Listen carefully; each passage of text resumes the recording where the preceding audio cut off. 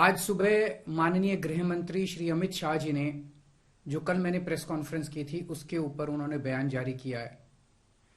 उसी का जवाब देने के लिए मैं आज आपसे मुखातिब हो रहा हूं। मैंने उनका बयान सुना, माननीय गृह मंत्री जी का। अपने पूरे बयान में जो प्रश्न मैंने कल उठाए थे उसका किसी भी एक भी प्रश्न का उन्होंने जवाब नहीं दिया। उन्होंने केवल मुझे गाली गलौज किया है, केजरीवाल भ्रष्ट है, केजरीवाल ये है, केजरीवाल ऐसा है, केजरीवाल वैसा है। मुझे छोड़ दीजिए, मैं इंपॉर्टेंट नहीं हूं, देश इंपॉर्टेंट है। देश के 140 करोड़ लोग इंपॉर्टेंट हैं, उनकी बात करते हैं। मैं आपसे पूछना चाहता हूं कि आज हम पूरा देश मिलके, सारी सरकारें मिलके अपने देश के बच्चों को रोजगार देने में असमर्थ हैं। जो इतनी भारी संख्या में बाहर से आप पाकिस्तान, बांग्लादेश के लोगों को हमारे देश में लाके बसाना चाहते हो, उनको नौकरियां कहां से दोगे? उनके लिए नौकरियां कहां से आएंगी? पहले अपने बच्चों के लिए तो नौकरी का इंतजाम कर लो।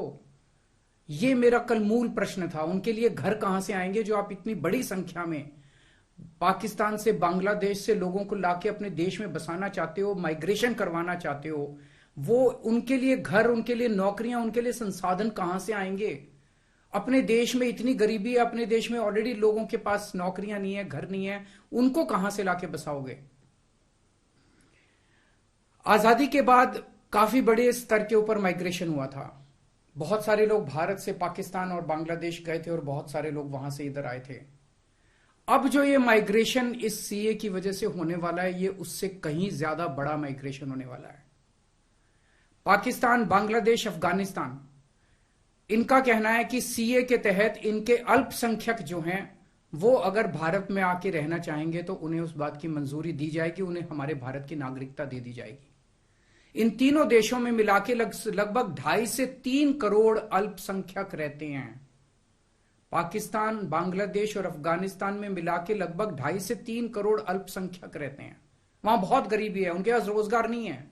भारत में आना और भारत की नागरिकता मिलना उनके लिए तो बहुत बड़े सपने की तरह है। और अगर हमने भारत के दरवाजे खोल दिए, इतनी बड़ी संख्या में लोग आने वाले हैं जिसकी हम कल्पना भी नहीं कर सकते। इन 2.5-3 करोड़ लोगों में से अगर 1-1.5 करोड़ लोग भी आ गए तो कहां बसाया जाएगा उनको? क्या करेंगे उनका? यह मेरा प्रश्न था माननीय गृह मंत्री जी, जिसका जवाब आपने नहीं दिया। आपका यह कहना है कि 2014 से पहले के लोगों को, जो आ चुके 2014 से पहले, उनको बसाया जाएगा। मैं आपसे पूछना चाहता हूं, 2014 के बाद आना बंद हो गया? 2014 के बाद भी आ रहे हैं, अभी तक आ रहे हैं, रोज आ रहे हैं। तो अभी तक 2000 जो इलीगल माइग्रेंट आते थे, जो घुसपैठिए हमारे देश के अंदर आते थे, वो डरते थे कि अगर आ गए तो हमें निकाल देंगे, हमें पकड़ लेंगे, हमें जेल में डाल देंगे। उन्हें डर रहता था क्योंकि वो इलीगल थे।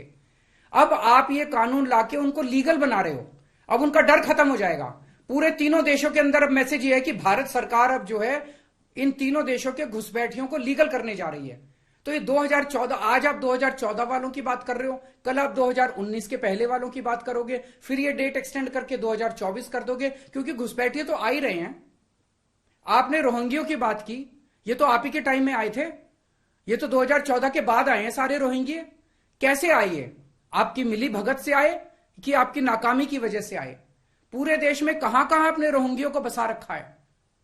तो जो इतने एक तरह से दरवाजा जो खोल रहे हो, इनको जो लीगल बना रहे हो, ये देश के लिए बहुत खतरनाक है। और इतनी भारी संख्या में इसके बाद घुसपैठिए आने वाले हैं जिसकी हम कल्पना भी नहीं कर सकते। आज जो 2014 के पहले भी आए थे, हमारे देश के अंदर उनके अधिकार नहीं है। आप उनको नागरिकता देके अब सरकारी नौकरियों दी जाएंगी उनको। पाकिस्तान से आए हुए घुसपैठियों को हमारे देश के अंदर अब सरकारी नौकरियां दोगे आप, उनको उनके राशन कार्ड बनाएंगे हम लोग। आज दिल्ली के अंदर 72 लाख लोगों के राशन कार्ड हैं, वो कम पड़ते हैं। हम बार बार केंद्र सरकार को लिखते हैं, भाई हमारे दिल्ली के अंदर गरीब ज्यादा है, राशन कार्ड बढ़ाने की इजाजत दो। उनके राशन कार्ड बढ़ाने की इजाजत नहीं देते और पाकिस्तान से लाके उनके राशन कार्ड बनाओगे आप, पाकिस्तान और बांग्लादेश के लोगों का। ये तो सही नहीं है। हमारे देश के लोगों के अधिकार मार के आप उनके लोगों को अधिकार दे रहे हो। सरकारी पैसा हमारा पैसा है, सरकारी पैसा 140 करोड़ लोगों का पैसा है, हमारे टैक्स का पैसा है। पाकिस्तानियों ने टैक्स नहीं दिया, बांग्लादेश के लोगों ने टैक्स नहीं दिया, इस देश के लोगों ने टैक्स दिया। इस देश के लोगों के टैक्स का पैसा आप पाकिस्तान और बांग्लादेश के लोगों को यहां लाके उनको बसाने में खर्च करना चाहते हो, यह मंजूर नहीं है इस देश के लोगों को। कृपया इसको, मैं पूरी विनम्रता के साथ बोल रहा हूं कि कृपया इसको समझने की कोशिश कीजिए। और मैं देश के लोगों से जानना चाहता हूं, आपसे जानना चाहता हूं, जो जो ये मेरी प्रेस कॉन्फ्रेंस सुन रहे हैं और ये वीडियो देख रहे हैं, मैं आपसे जानना चाहता हूं, अगर आपके घर के सामने सड़क के उस पार पाकिस्तान से आए हुए लोगों की झुग्गियां बसा दी गई, क्या ये आपको मंजूर होगा? कौन लोग हैं जो ये पाकिस्तान से आ गए, कौन लोग हैं जो ये बांग्लादेश से आ गए? क्या आपकी बहू बेटियां सुरक्षित होंगी? अगर वहां पे आए हुए लोगों को बसा दिया गया, पाकिस्तान के लोगों को पूरे देश के अंदर जगह जगह बसा दिया गया, क्या आपको ये मंजूर होगा? क्या आप अपने आप को उनके बीच में सुरक्षित महसूस करोगे?